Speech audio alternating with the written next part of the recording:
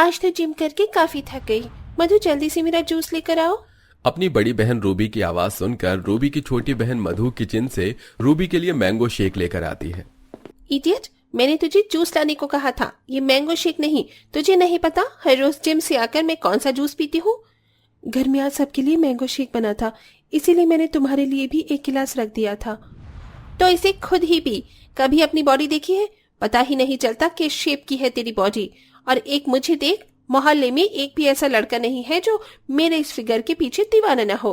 कितनी बार कहा है तुझे कि जिम ज्वाइन कर, एक्सरसाइज कर, मेरे जैसा अपना फिगर बना, तभी जाकर कोई अमीर लड़का तुझे पसंद करेगा। लेकिन नहीं, तुझे तो उस गरीब सुमित के साथ ही रहना है। रूबी को शुरू से ही अपनी बॉडी से काफी ज्यादा प्यार था। रूबी के लिए उसकी बॉडी और उसका फिगर ही सब कुछ था। ऐसे ही समय गुजरता है और मधु की उसके गरीब बॉयफ्रेंड सुमित से शादी हो जाती है। वहीं रूबी की खूबसूरती और उसके अच्छे फिगर के चलते रूबी को एक बहुत अमीर ससुराल मिलता है। शादी के बाद भी रूबी सुबह से शाम तक जिम, एक्सरसाइज, हेल्दी खाना पीना और अपनी फिगर को मेंटेन रखना, यही सब करती। शादी के कुछ महीनों बाद रूबी को पता चलता है कि वो प्रेग्नेंट है। नहीं, ये नहीं हो सकता। मैं प्रेग्नेंट कैसे हो गई हूँ? मुझे जल्दी से अबॉर्शन करवाना होगा, वरना मेरी सारी बॉडी खराब हो जाएगी। रूबी जल्दी से गायनेकोलॉजिस्ट के पास जाती है और अपना अबॉर्शन करवा देती है। अपना अबॉर्शन करवाने के बाद रूबी काफी ज्यादा खुश होती है। क्या हुआ मधु? कुछ दिनों से देख रहा हूँ काफी कमजोर लग रही हो, ठीक से चल भी नहीं पा रही हो तुम। पता नहीं जी, आजकल जी बड़ा घबरा रहा है। 3-4 दिन से लगातार उल्टियां भी हो रही हैं। मधु इतना कहती ही है कि उसे दोबारा से उल्टी होना शुरू हो जाती है और अचानक मधु बेहोश हो जाती है, जिसे देख सुमित मधु को नजदीकी सरकारी अस्पताल में लेकर जाता है, जहां डॉक्टर के चेकअप करने के बाद सुमित को पता चलता है कि मधु गर्भवती है। मैं तुम्हें बता नहीं सकता कि आज मैं कितना खुश हूँ। तुम माँ बनने वाली हो मधु। क्या कहा आपने? मैं माँ बनने वाली हूँ? भगवान, तूने मेरी सुन ली, मेरी सुनी गोद को तूने भर दिया।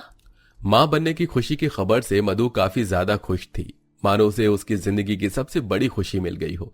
वहीं अब रूबी की भी कुछ दिनों से तबीयत काफी खराब चल रही होती है। प्रेगनेंसी चेकअप करने पर रूबी को पता चलता है कि वो गर्भवती है, जिससे रूबी इस बार भी अपना अबॉर्शन करवा देती है, जिसकी खबर रवि को बिल्कुल भी नहीं थी। लेकिन इस बार रवि के हाथ रूबी के अबॉर्शन की फाइल लग जाती है, जिसे देख रवि को रूबी पर बहुत गुस्सा आता है।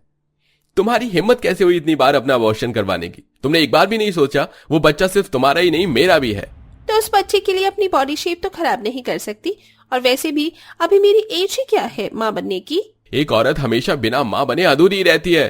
ओ प्लीज, अपना ये फालतू का प्रवचन अपने पास रखो। मुझे जब माँ बनने का मन होगा मैं बन जाऊंगी, और तुम मुझे इसके लिए फोर्स नहीं कर सकते। रवि रूबी को कई बार समझाता है, लेकिन रूबी रवि की बात नहीं मानती और लगातार अपना अबॉर्शन करवाती रहती है। वहीं कुछ ही महीनों में मधु को एक बहुत प्यारा सा बेटा होता है। मधु अपने बेटे को खुद से ज्यादा प्यार करती है और उसका काफी ख्याल भी रखती है। क्या हुआ? मेरे मुन्ने को भूख लगी है, मैं अभी अपने मुन्ने को दूध पिलाती हूँ। मधु अपना सारा दिन अपने मुन्ने की देखभाल करने में, उसे खिलौने में और उसका ख्याल रखने में ही बिता देती थी। धीरे धीरे समय गुजरता है और अब मधु का बेटा पूरे 5 साल का हो जाता है। वहीं दूसरी तरफ, अरे मोना, ये पूनम और कोमल आज किटी पार्टी में क्यों नहीं आई? तुम्हें पता नहीं कि पूनम प्रेग्नेंट है और कोमल भी ज्यादातर वक्त अपनी बेटी के साथ ही बिताती है। मैं भी सोच रही हूँ कि जल्दी बच्चे की तैयारी करूँ। रूबी की सारी सहेलियां जिनके साथ वो शॉपिंग पार्टी घुमा फिरा करती थी, सभी धीरे धीरे अपना सारा वक्त अपने परिवार और बच्चे के साथ बिताती थी, जिसे देख रूबी काफी अकेले रहने लगी थी। और अब रूबी भी आखिरकार मां बनने के बारे में सोचती है, जिसके लिए वो सीधा गायनेकोलॉजिस्ट के पास जाती है और सारे चेकअप करने के बाद गायनेकोलॉजिस्ट रूबी से उसकी प्रेगनेंसी को लेकर बात करती है। देखिए मिस रूबी, मैंने आपसे पहले भी कहा था कि बार बार अबॉर्शन करवाना सही नहीं है। आगे चलकर इससे आपकी प्रेगनेंसी में काफी दिक्कत आ सकती है, और अब वही हुआ है। आपके इतनी बार अबॉर्शन करवाने की वजह से अब आप कभी भी मां नहीं बन सकती। गायनेकोलॉजिस्ट की बात सुनकर रूबी के पैरों तले जमीन खिसक जाती है। रूबी आंखों में आंसू लिए घर आ रही होती है कि तभी रूबी की नजर मधु और उसके बेटे नितिन पर जाती है। माँ, मुझे ये वाली कार दिलाओ ना, मेरे सभी दोस्तों के पास ये वाली कार है। बेटा, मेरे पास अभी इतनी महंगी कार के लिए पैसे नहीं है। जैसे ही बाबा की तनख्वाह आएगी मैं तुम्हें जरूर कार दिला दूंगी। गरीब बहन को उसके बेटे के साथ खुश देख रूबी भी काफी खुश होती है कि तभी उसके मन में ख्याल आता है, मधु तो इतनी करीब है, वो अपने बच्चे को ठीक से कोई खुशी भी नहीं दे पाएगी। अगर मैं इसका बच्चा ले लूं और इसके बदले में इसे ढेर सारे पैसे दे दूं तो मेरी माँ बनने की कमी भी पूरी हो जाएगी और मधु भी एक अच्छी जिंदगी जिएगी। रूबी अगले ही दिन ढेर सारे खाने पीने का सामान लेकर मधु के घर जाती है। रूबी, तुम इतने सालों बाद आओ आओ, बाहर क्यों खड़ी हो? तुमसे कुछ बात करनी थी मधु। तुम तो जानती हो कि मेरे पास किसी भी चीज की कमी नहीं है, बस एक चीज छोड़कर। कुछ प्रॉब्लम्स की वजह से मैं माँ नहीं बन सकती, इसलिए मैं चाहती हूँ कि तुम मुझे अपना बेटा दे दो। इसके बदले में मैं तुम्हें ढेर सारे पैसे दूंगी और तुम्हारे बेटे को भी हर एक चीज दूंगी जो उसके पास नहीं है। तुम्हारा दिमाग तो खराब नहीं हो गया है? तुम पैसों के बदले में एक माँ से उसकी जान मांग रही हो? चली जाओ यहाँ से। एक बार फिर सोच लो, तुम्हारे पास सब कुछ होगा, महंगा घर, ज्वेलरी, महंगे कपड़े, सब कुछ। मैं अपने बेटे और पति के साथ इस गरीबी में काफी खुश हूँ।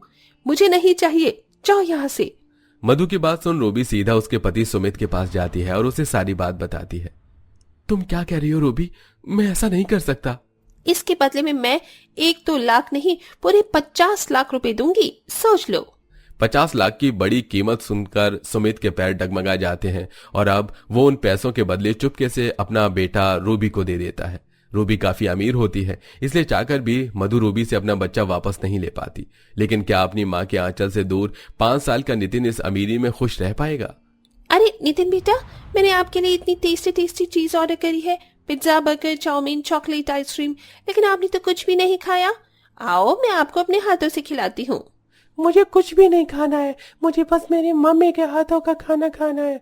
आप ही खाओ ये गंदा खाना। नितिन सारा खाना उठाकर फेंक देता है और गुस्से में वहां से चला जाता है। रूबी काफी कोशिश करती है कि नितिन भी मधु की तरह उसे अपनी माँ माने, लेकिन उसकी सारी कोशिश नाकामयाब होती है। नितिन बेटा, आपने ये कपड़े नहीं पहने? पता है ये कपड़े स्पेशली मैंने आपके लिए बनवाए हैं, इसमें आप बिल्कुल हीरो लगोगे। अगर ये कपड़े इतने ही अच्छे हैं तो आप खुद ही इसे पहन लो, समझी? और आप बार बार मुझे बेटा मत कहो, मैं कोई आपका बेटा नहीं हूँ। रूबी को नितिन पर गुस्सा तो बहुत आता है, लेकिन वो बहुत मुश्किल से अपना गुस्सा बर्दाश्त कर पाती है। हर रोज की तरह रूबी नितिन के कमरे में जैसे ही नाश्ता लेकर पहुंचती है तो देखती है कि उसने जो जो नितिन के लिए खिलौने खरीदे थे वो सब उसने तोड़ दिए थे। ये क्या बदतमीजी है नितिन? मैंने तुम्हारे लिए इतने महंगे महंगे खिलौने खरीदे और तुमने इन सबको तोड़ दिया। जानते भी हो ये खिलौने कितने के हैं? मैंने अपने घर में भी कई सारी चीज तोड़ी थी, लेकिन मेरी माँ ने मुझे कभी भी नहीं कहा आप बहुत बुरी हो। नितिन की बात सुनकर रूबी उसे एक जोरदार थप्पड़ मार देती है, जिसकी वजह से नितिन काफी देर तक रोता है और वो काफी ज्यादा बीमार पड़ जाता है। रूबी जल्दी से डॉक्टर को बुलाती है। डॉक्टर, नितिन कैसा है? वो ठीक तो हो जाएगा ना? मैंने दवाइयां दे दी हैं। देखिए, नितिन अभी काफी छोटा है, तो आपको उससे काफी प्यार से समझाना होगा। इस तरह बच्चे पर हाथ उठाना ठीक नहीं है। इतना कहकर डॉक्टर वहां से चला जाता है, जिसके बाद रवि। देख लिया तुमने बार बार अपना अबॉर्शन करवाने का नतीजा। अगर तुम उस वक्त ये न करवाती तो आज तुम्हें अपने बहन के बेटे के प्यार के लिए इतना तरसना नहीं पड़ता। आज तुम्हारा खुद का बच्चा होता जो तुम्हें मां कहकर पुकारता। मैंने कहा था ना कि एक दिन तुम बहुत पछताओगी। रवि की बातें सुन और अपनी की गई गलतियों को याद करके रूबी काफी रोती है और अब अगले दिन ही रूबी नितिन को लेकर अपनी बहन के घर चली जाती है, जहां मधु बेसुध होकर अपने बेटे के लिए काफी रो रही होती है। अपनी माँ को देख नितिन काफी खुश होता है और भागकर अपनी माँ के गले लग जाता है। माँ देखो, माँ मैं आ गया। नितिन मेरे बच्चे, तू आ गया। पता है मैं तुझे कितना याद कर रही थी। मुझसे बहुत बड़ी गलती हो गई। एक माँ से मैंने उसकी औलाद छीनकर बिल्कुल ठीक नहीं किया। मुझे माफ कर दो मधु, गलती मैंने की, भगवान उसकी सजा मुझे दे रहा है, इसलिए आज मैं माँ सुनने के लिए कितना तड़प रही हूँ। रूबी रोते हुए वहां से जाने लगती है, जिसे देख मधु रूबी को रोकती है। जिस तरह से नितिन मेरा बच्चा है वैसे ही तुम्हारा भी है। एक मौसी भी तो एक माँ ही होती है। तुम्हारा जब भी मन करे तो नितिन से मिलने आ सकती हो और उसे अपने साथ अपने घर भी ले जा सकती हो। तुम सच कह रही हो, मुझे माफ कर देना।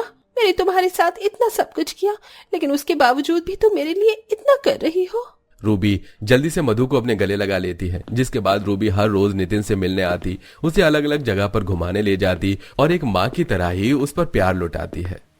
तो दोस्तों, आपको क्या लगता है, पैसे के जोर पर दुनिया में कुछ भी खरीदा जा सकता है? क्या दोस्तों, आपको हमारी ये दो बहनों की कहानी अच्छी लगी? कमेंट में हमें जरूर बताइएगा।